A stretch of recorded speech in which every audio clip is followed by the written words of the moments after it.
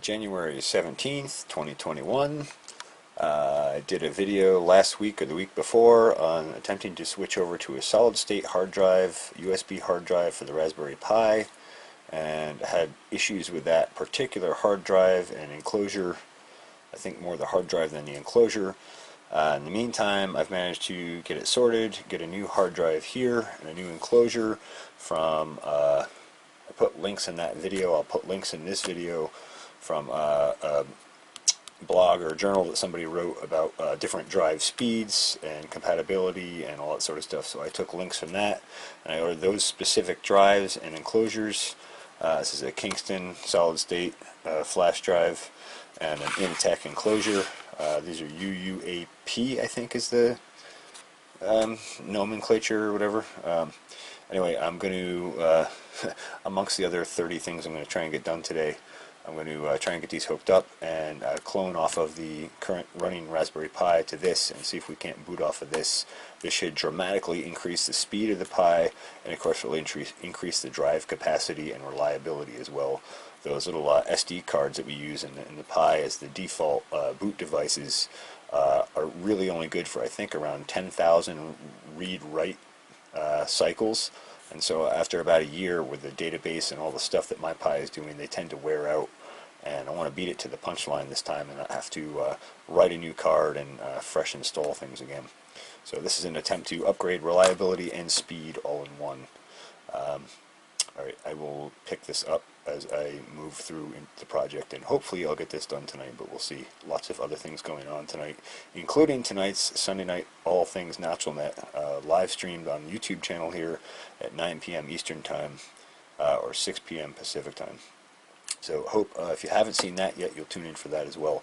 That's a pretty cool blend or hybridization between amateur radio and YouTube. Alright, that's it for now. So here we are, all out of the boxes and packages. We've got the Kingston hard drive, 120 gigabyte.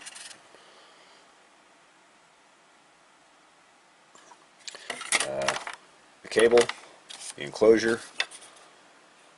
And I'm just going to assemble it, and I'm going to try and start the clone operation in between now and the radio net that I have to run in about an hour. While I'm crunching videos and all sorts of other stuff. Alright, so here we are in the greenhouse. I've plugged in the new Initech drive enclosure with the Kingston hard drive in it. Switch is set to on. It's plugged directly into the USB 3.0 on the Raspberry Pi 4. We're ready to boot up. I'm going to boot up. I'm going to clear the partition with gparted, and then I'm going to try and do the clone or the drive copy over to it, and we'll see if this drive will work like it's supposed to. If not, I'll have to sort out whatever other technical issues might be involved or hindering the operation.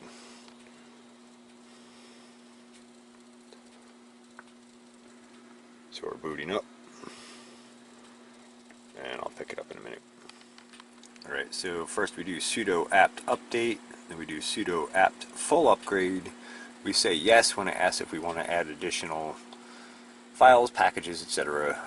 Then we do a sudo rpi update. And so right now I'm doing the sudo apt full upgrade. And then we're going to go back and install the latest bootloader. That'll be the next section. Running sudo rpi update right now. You can see we're updating some of the more base code stuff related to boot and hardware related stuff. They warn you, are you sure you want to do this? You should only do this if you know what you're doing, etc, etc, etc. Of course I said yes, and now we're downloading the file and running the update. And then we'll do a reboot, and after the reboot we'll come back and we'll do sudo raspi config, and then we'll go ahead and install the appropriate commands, scripts, files, etc. to properly boot from a USB drive. And then we'll do the drive copy over to the new drive, and hopefully we will be up and running on the new high-speed solid-state hard drive on high-speed 3.0 USB infrastructure. Should make the whole machine faster and give us lots of space and lots of reliability. Yeah, then after all that, I can come back in here when I get a cable together for the Raspberry Compute and install the bootloader on that and get started on that project. That'll be a whole nother interesting project. Kind of going to go forward and do some development work here in the next year or so, and in the interim, I'll be doing a lot of rearrangement of how my life is set up and how things work in my life. But we'll get to more on that later. I guess you can see we're updating the firmware here. Kernel modules, all that kind of stuff. I know in the previous video about this, when I had the fail, I had not detailed some of these more intimate details about this. I thought I would capture more about it in this one, so if anyone wants to go ahead and do an update like this, they have a little bit better reference. Of course, I'll share the link to the Tom's Hardware page here on how to do this update, and I'll also share the link to that blog that I mentioned earlier in the video about the different drives and their speeds and price versus speed and all that sort of stuff. So I would share as much information as I could here so you can follow along.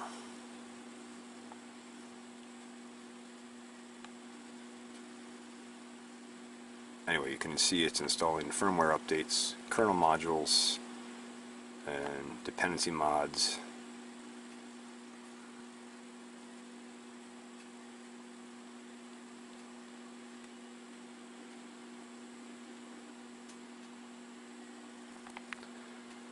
I apologize if this part is a bit boring, but just wanted to capture it for my own reference and also so people can see what's actually going on here with all these updates before we switch over to the new USB boot drive.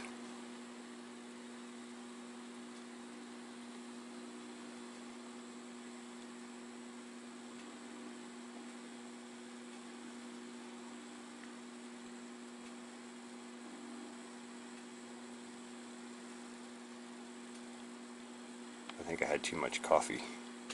My heart is racing. And I'm making the camera shake.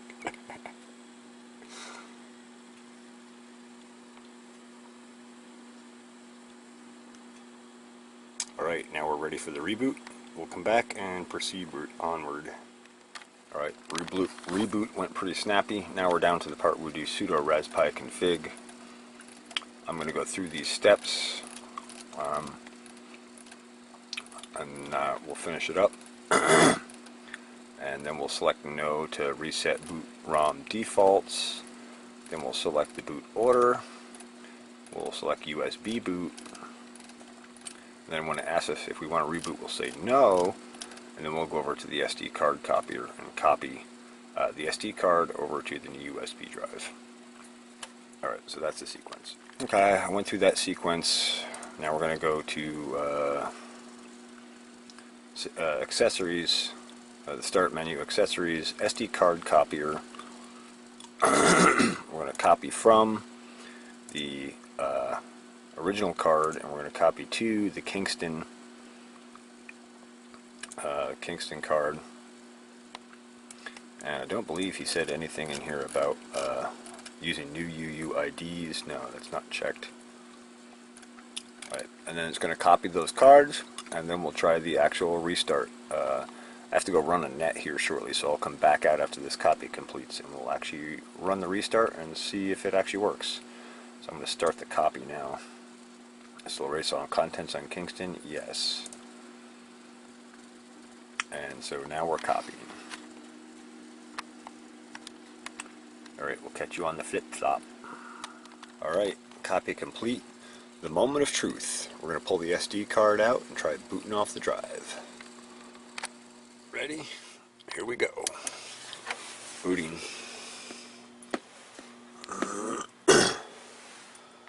Drive's flashing.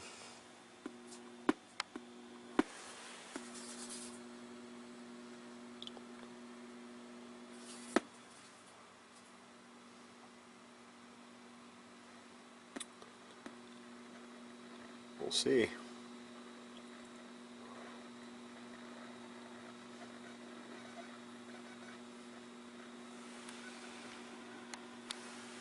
Oh, wow. Wow, that was quick. That was quick. Okay, well, it booted up, so that's awesome.